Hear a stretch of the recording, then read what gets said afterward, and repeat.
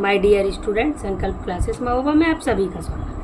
आज कल हम लोगों ने एंडोक्राइनोलॉजी का इंट्रोडक्शन स्टडी किया था, उनमें ग्लैंड्स पढ़े थे। अब हम लोग आज उसका आगे कंटिन्यू करने वाले हैं। आज हम लोग हार्मोन पढ़ने वाले हैं। क्या पढ़ने वाले? हार्मोन्स।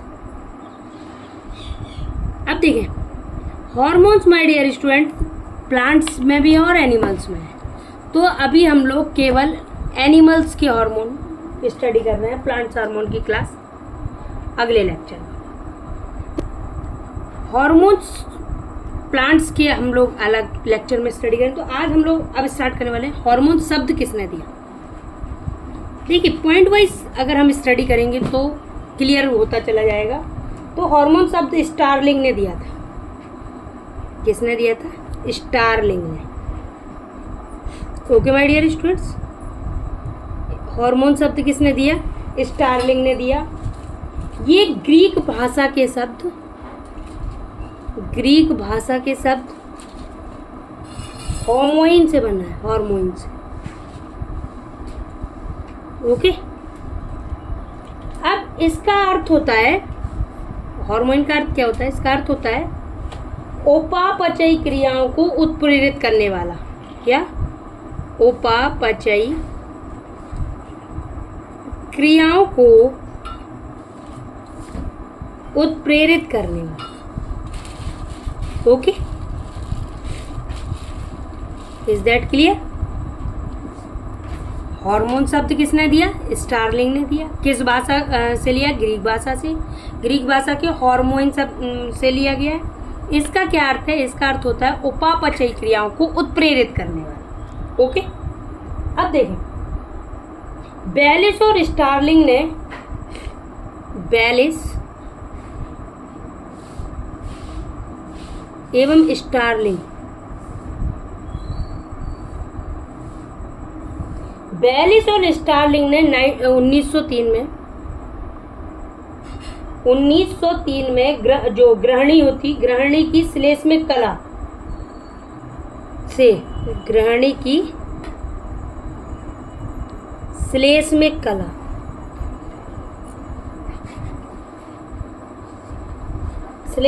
कला की स्त्रावी कोशिकाओं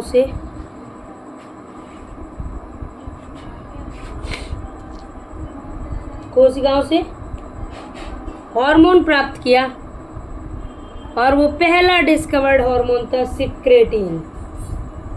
इस हार्मोन को क्या नाम दिया गया? सेक्रेटिन। ओके, ये पहला हार्मोन था। अगर आपसे कोई पूछे फर्स्ट डिस्कवर्ड हार्मोन कौन है, तो वो सेक्रेटिन है। पहला हार्मोन कौन सा है? ये फर्स्ट हार्मोन है। Point should be noted, very important point है। ये नीट में भी पूछा जा चुका है कि पहला हार्मोन कौन सा है, तो वो है secretin. Okay, is that clear? अब ये क्या करता है? ये मैसेंजर की तरह काम करता है। हार्मोन को क्या कह सकते हैं? मैसेंजर, संदेशवाहक की तरह काम करता है, मैसेंजर की तरह। ओके, यानी कोई भी क्रिया होनी होगी बाह्य या अंतः उद्दीपन, तो वो शरीर के किसी न किसी भाग से स्रावित होगा। मतलब शरीर की जो मतलब क्रिया होनी, वो किसी न किसी भाग से रिलीज होगा, ब्लड में मिक्स होगा। ब्लड में मिक्स होने के बाद सीधे टारगेट तक पहुंच जाएगा। ओके, तो ये केवल टारगेट ऑर्गन को सीधे इफेक्ट करेगा। तो एक साइंटिस्ट आए थे, गेवलेमिन। कौन आए थे? गेवलेमिन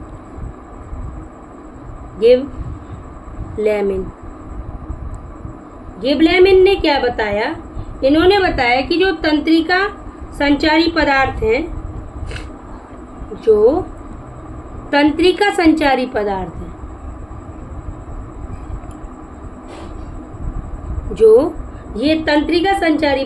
हैं, वो स्थानीय स्तर पर हार्मोन के जैसे ही काम करते हैं।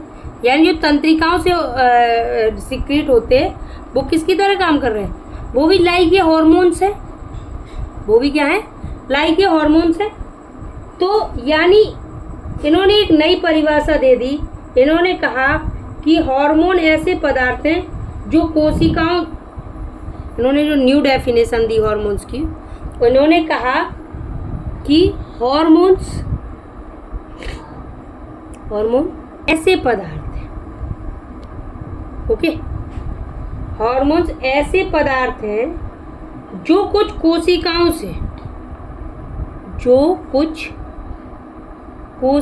से स्त्रावित होकर, यानी किसी न किसी कोशिकाओं से स्त्रावित होंगे, स्त्रावित होकर दूर या पास की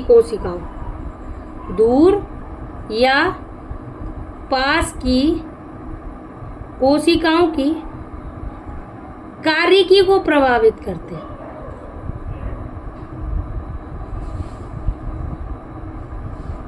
ओके, यानी ये इफेक्ट नहीं पड़ता कि वो कितना दूर है, ये जो सिक्रीट होंगे तो चाहे वो पास हो कोशिकाएं या दूर हो, सबको इफेक्ट करेंगे। तो उन्होंने कहा वही क्या है, वही है हॉर्मोन्स। ओके, अब हार्मोन का वर्गीकरण किया गया, तो पहले क्लासिफिकेशन जो किया गया, वर्गीकरण किया गया हार्मोन्स का, वो किस बेसिस पे किया। पहला जो तरीका था इनके वर्गीकरण करने का, वो लक्ष्य कोशिकाओं की स्थिति के आधार पर, लक्ष्य कोशिकाओं की स्थिति के आधार पर,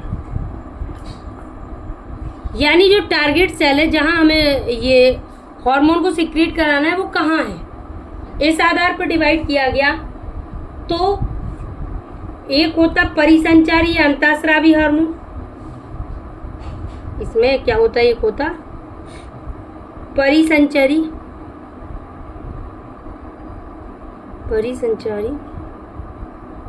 या अंतःस्रावी हार्मोन। क्लियर, परिसंचारी या अंतःस्रावी हार्मोन होते हैं, और दूसरे होते स्थानीय या ऊतकीय हार्मोन्स। क्या होते हैं, स्थानीय या ऊतकीय हार्मोन। ओके, देखें, लक्ष्य कोशिकाओं की स्थिति के आधार पर हमने दो भागों में डिवाइड किया, एक परिसंचारी या अंतःस्रावी हार्मोन, दूसरा स्थानीय या ऊतकीय हार्मोन। अब हम लोग पहले परिसंचारी या अंतःस्रावी हार्मोन के बारे में पढ़ना चाह रहे हैं।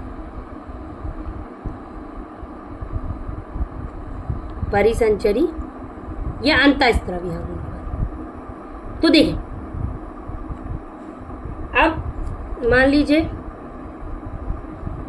ये अपने पास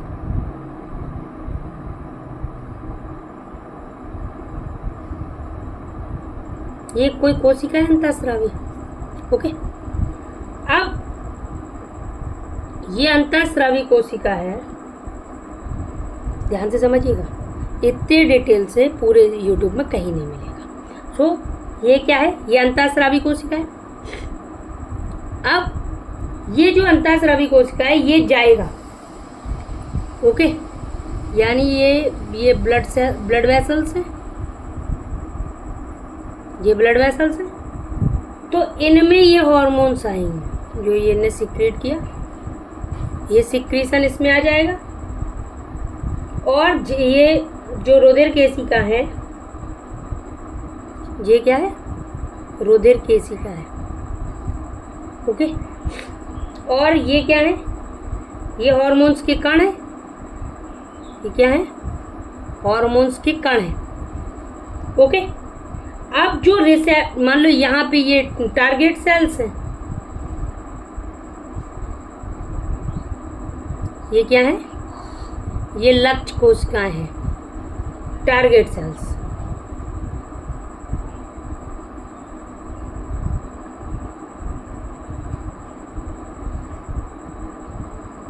देखिए, डायग्राम को नोटिस नहीं करें, बस ये समझने का प्रयास करें जो हम आपको समझाने की कोशिश करें।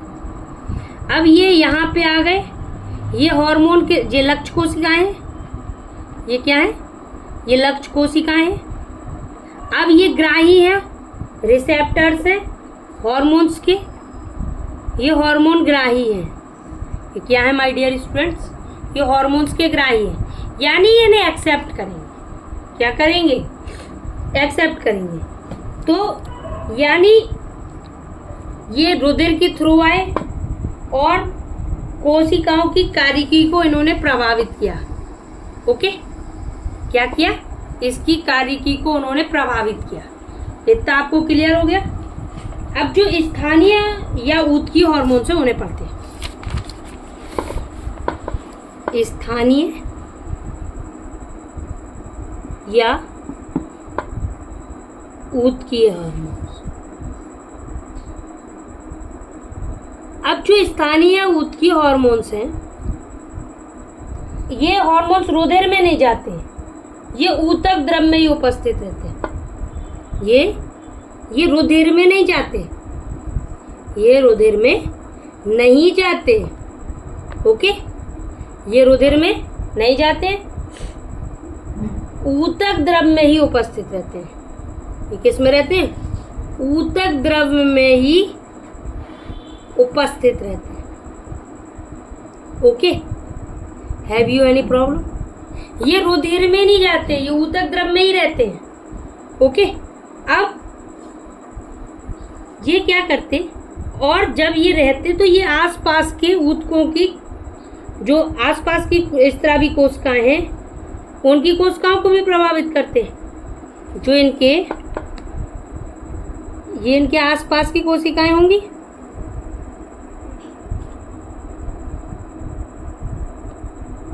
उन्हें भी क्या करेंगे? प्रभावित करेंगे। ओके, समझने का प्रयास करें। तो हम इसे, अब ये दो प्रकार के हो जाते, यानी ये भी कितने टाइप के हैं? सॉरी, ये दो प्रकार के। पहला परास्रावी हार्मोन। पहला कौन सा है? परास्रावी हार्मोन्स। ये परास्रावी हार्मोन्स है। और दूसरा होता स्वस्रावी हार्मोन।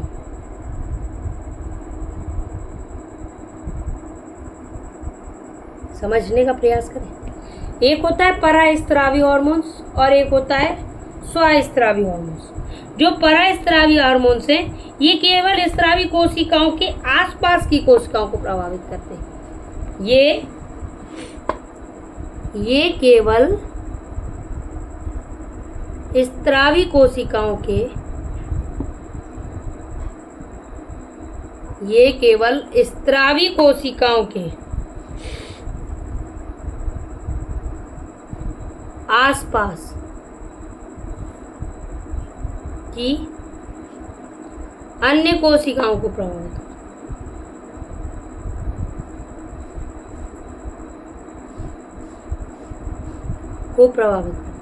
ओके, अब आप देखें, ये परास्रावी है, यानी ये क्या करेंगे? पराये लोग पराये होते ना, तो वो दूसरों का ही ख्याल रखते ना। आप ये समझ सकते इसमें क्या रहा, परा यानी ये पराये हैं, तो आसपास की कोशिकाओं को प्रभावित करेंगे। स्व मतलब खुद, अपने, तो अपने होते हैं ना, तो ये केवल उन्हीं कोशिकाओं को प्रभावित करते हैं जिससे ये स्रावित होते हैं। ये केवल उन्हीं कोशिकाओं को स्रावित करते हैं, ये केवल उन्हीं कोशिकाओं को प्रभावित करते हैं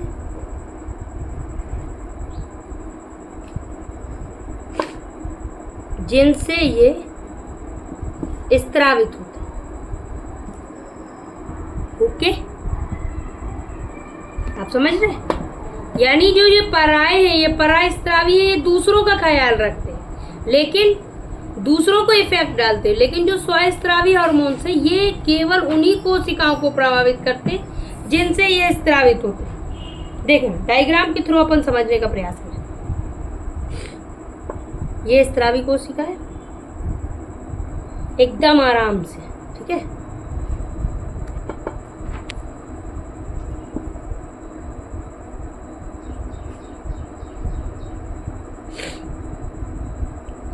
ये हार्मोन्स के पार्टिकल्स हैं। ये क्या है? ये परास्रावी कोशिका है। समझ रहे हैं आप? परास्रावी कोशिका ने क्या किया? जेन के हार्मोन्स के कण रिलीज होने लगे।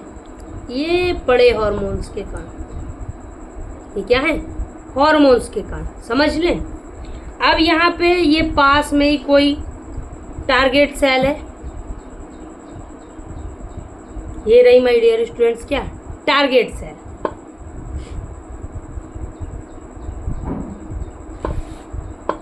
थोड़ा सा डायग्राम को कर लूं। ये हार्मोन्स के रिसेप्टर्स हैं, आपने पहले वाले डायग्राम में भी पढ़े। ये क्या है, जो टारगेट सेल है उसका हार्मोन्स, यानी ये पास की कोशिका है, ये क्या है, तो यानी ये हमने ये परास्रावी कोशिका के लिए डायग्राम आपको रिप्रेजेंट किया। अब जो ये स्थानीय या स्वास्रावी है उसे समझें। ये कोई सेल है,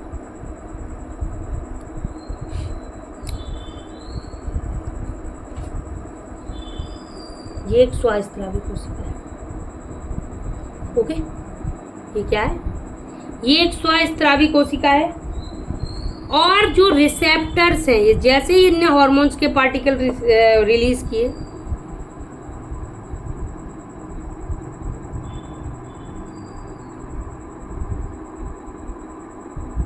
ये भी हॉर्मोन्स रिसेप्टर, तो ये यहाँ से निकल के डायरेक्ट इन्हें किसने रिसीव कर लिया, उन्हीं की कोशिकाओं ने, यानी ये खुद को ही इफेक्ट डालते हैं।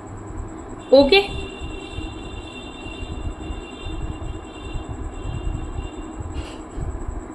ओके, इधर तक आपको क्लियर।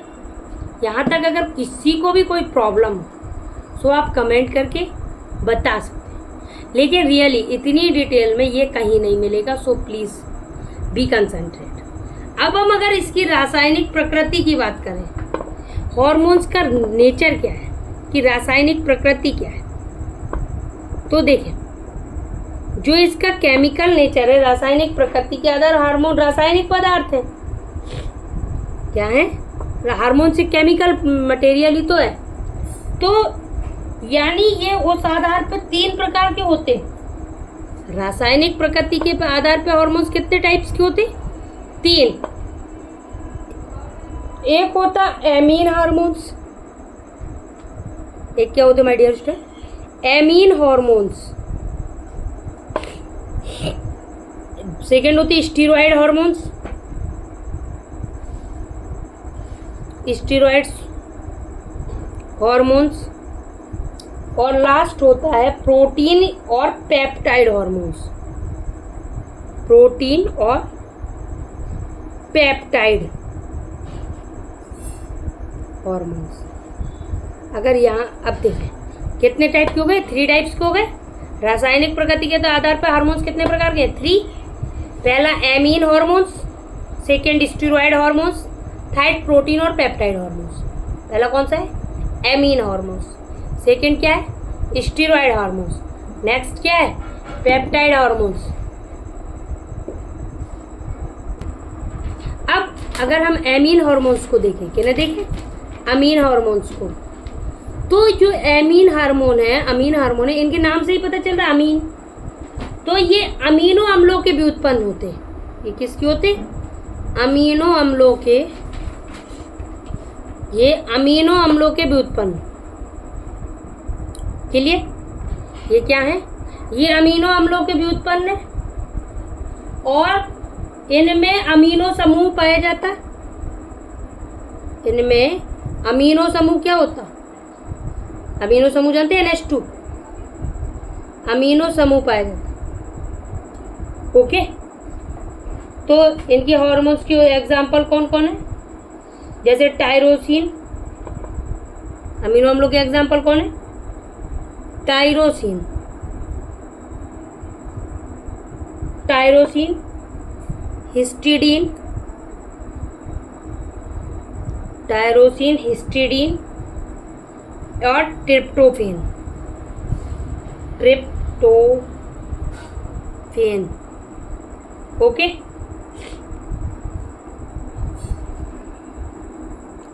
अब ये आपको इधर देखें। अब नेक्स्ट है स्टीरॉयड हार्मोन्स। स्टीरॉयड्स हार्मोन्स, अब आप यहां समझने का प्रयास करें। जो ये स्टीरॉयड हार्मोन्स हैं, ये वसा में घुलनशील होते हैं ये जो स्टेरॉइड हार्मोन है, पॉइंट शुड बी नोटेड, ये वसा में घुलनशील है, ये वसा में घुलनशील है। आप समझने का प्रयास करें, जो स्टेरॉइड हार्मोन है ये वसा में घुलनशील है और इनमें स्टेरॉल समूह पाया जाता है। अमीनो में क्या पाया जाता था? अमीनो समूह। तो स्टेरॉइड में कौन सा समूह पाया जा रहा है? स्टेरॉल समूह। इसमें कौन सा समूह पाया जाता है? स्टेरॉल समूह पाया जाता है।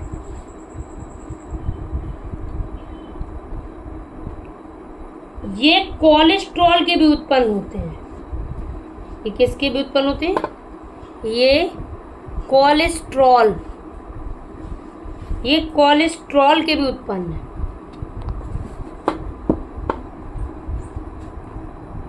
ओके, आपको समझ में आ रहा है? अब एग्जाम्पल, जैसे कॉर्टिसोल, एड्रिनल के कॉर्टेक्स से हार्मोन रिलीज होता है cortisol, corticosterone, aldosterone, testosterone, estrogen, progesterone, ये सब किसके उदाहरण हैं? स्टेरॉइड हार्मोन्स के। ये किसके एग्जाम्पल हैं? ये सारे स्टेरॉइड हार्मोन्स के एग्जाम्पल हैं। कौन कौन से example? Cortisol, cortisol, aldosterone, aldosterone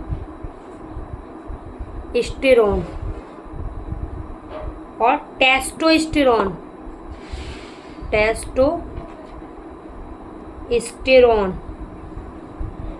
और एस्ट्रोजन। ओके, ये सब किसके एग्जाम्पल है? ये आपको समझ में आया? बढ़िया है ना? देखें कितना मजा आ रहा है। एमीन हार्मोन से ये अमीनो अम्लों के भी उत्पन्न है। इनमें अमीनो समूह पाया जाता है, टायरोसिन, हिस्टिडीन, ट्रिप्टोफेन। ओके, अब स्टेरॉइड हार्मोन से ये वसा में घुलनशील है, ये स्टेरॉल समूह पाया जाता है, ये कोलेस्ट्रॉल के भी उत्पन्न है। Example cortisol, aldosterone, testosterone, oestrogen.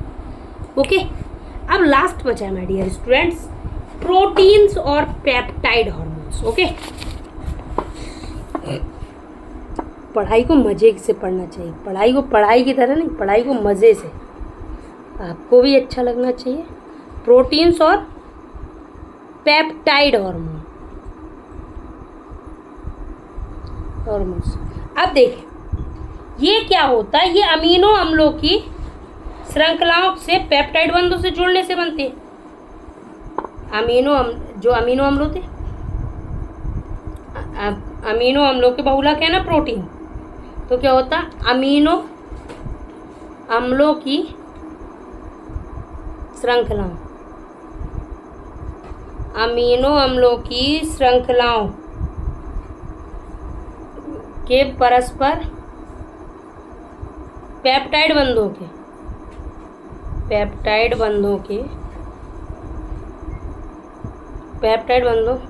द्वारा जुड़ने से बनते। Okay,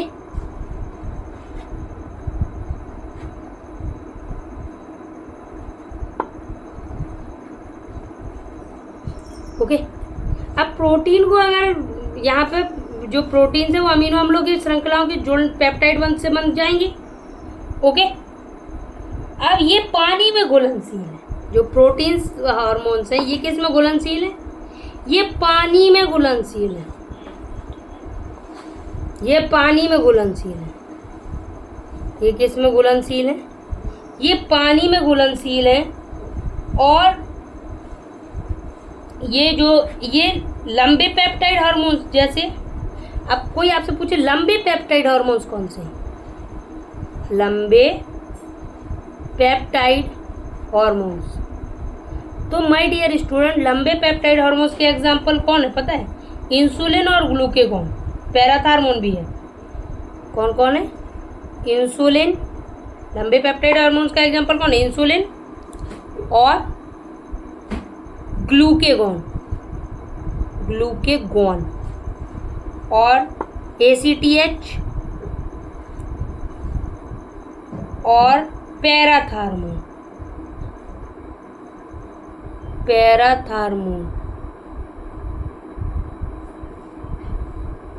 parathormone. ओके, अब अगर आपसे पूछे कोई छोटे पेप्टाइड हार्मोन कौन कौन से, छोटे पेप्टाइड हार्मोन, छोटे पेप्टाइड हार्मोन्स के एग्जाम्पल है ऑक्सीटोसिन। छोटे पेप्टाइड हार्मोन्स के एग्जाम्पल कौन है, oxytocin, oxytocin, ADH, MSH. Okay, ये हार्मोन्स कम अमीनो अम्लों के बने होते हैं, मतलब छोटे होते तो कम के बने होते, ये लंबे होते। ओके, यदि आपको ये पूरा मतलब थोड़ा सा हार्मोन्स का स्टडी था, अब केवल बचा है तो अभी अपन को हार्मोन्स की विशेषताएं पढ़नी, हार्मोन्स के कार्य पढ़ने, तो वो अगले लेक्चर्स में पढ़ेंगे। ये यदि आपको अच्छा लगा हो, यूज़फुल लगा हो, तो ज़्यादा से ज़्यादा लाइक करें, सब्सक्राइब करें और शेयर करें। Thank you for watching me.